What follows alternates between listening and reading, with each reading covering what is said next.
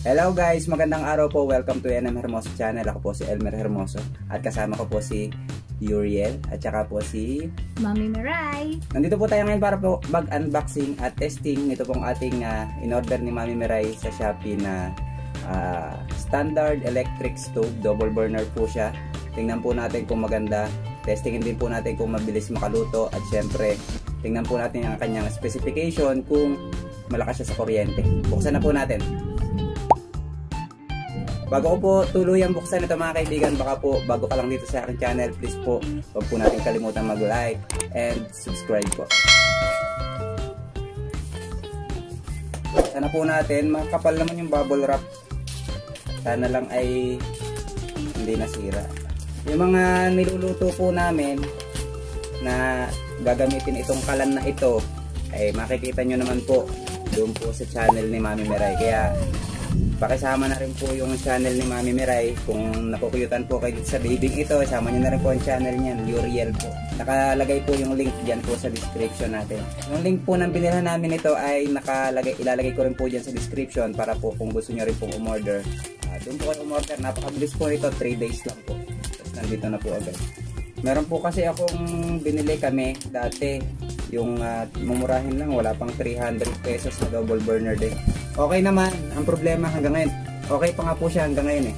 Ang problema ay, ang liit. Hindi makapagluto pag dalawang magkasabay. So, ito po siya. Ayan. Maganda siya tingnan, parang gas stove. Malaki-laki ng konti. Tapos may mga styro para hindi siya mapingkot. Yun, may bago na tayong lutuan. Yeah. Hindi po. So ayan guys, lumipat na kami dito sa aming napiling pwesto na paglalagyan niya. At dito na natin siya tuluyang buksan. Ito ang kanyang style.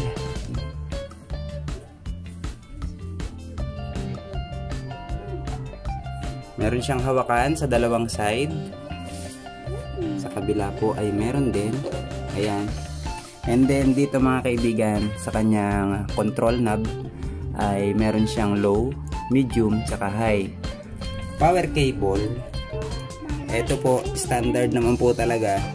Napakalaki po ng wire. Siya kasamang manual.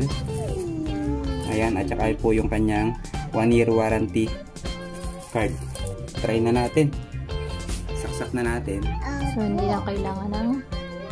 Hindi na po niya kailangan bumili ng adapter kasi okay na siya direct. Wala naman naka-on dito. Naka-off naman lahat. Ayan. Saksak na natin. So ngayon mga kaibigan, natin ng i-on. Pwede tayo sa low, pwede tayo sa high. I-high na natin para testing na po natin agad. Kasi meron tayong naka-ready nga ito, tubig. Tingnan natin kung gaano katagal pakuluin. Okay. High na yan. Try natin, tingnan natin kung umiilaw lahat yung coil. Saka itong isa, try na rin natin para mas maganda. So ayan mga kaibigan, syempre sa pagbagong open mo po siya, ganyan po talaga yan. Medyo uusok-usok po yan. So ayan, orasan natin kung gaano tayo katagal magpakulo ng tubig para may idea po kayo kung mabilis po siya makaluto or hindi. Ito po yung ilalagay natin. Ayan.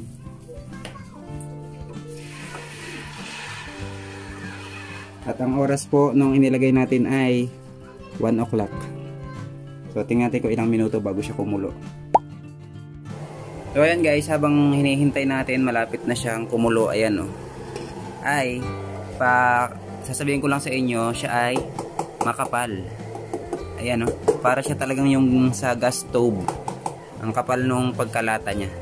Hindi kapares nito, yung aming nabiling tig 300. Ayan oh. Ito oh. O diba? Ang presyo nga po pala nito ay 2,150 kasama ang shipping fee. Tsaka siya po ay maganda kasi kahit pa paano mas malaki siya.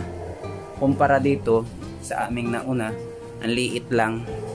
Ito po malaki. Pwede talaga kayo magluto ng dalawa na magkasabay.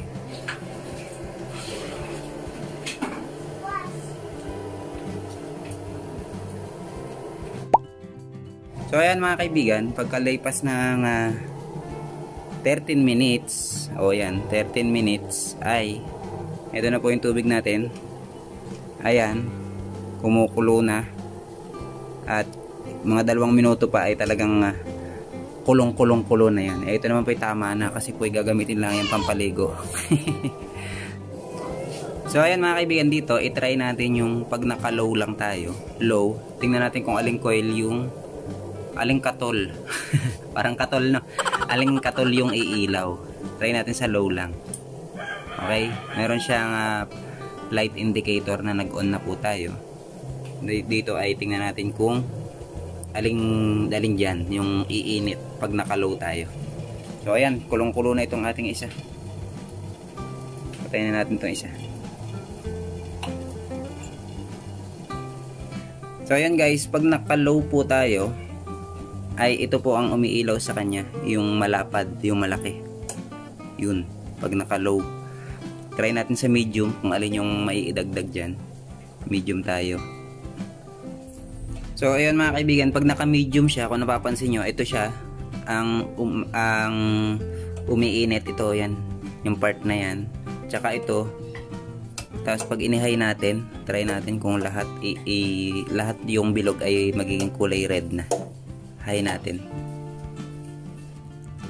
So ayan mga kaibigan, pag naka-high po yung bukas natin, ayan na, lahat yung bakal, pumupula po siya lahat.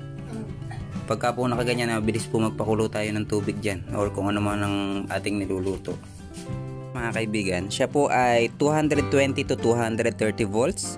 Direct po siya sa ating outlet ng ating mga bahay. At siya po ay 2000 watts. Wala po siya nakasulat sa manual kung ilang watts siya. Pero nakasulat po sa description ng pong seller na binilhan natin, siya po ay 2000 watts. Siguro po ay 1000 watts sa isang burner plus 1000 watts doon po sa isang burner. So, patayin na natin. So ayan guys, hanggang dito na lang po ang aming unboxing at review. Sana po kayo nakapag-decide kung gusto nyo pong bumili nito ang ating standard double burner electric stove. Yan, may nabibili rin po nito na na single. Please don't forget to like and subscribe. Bye bye.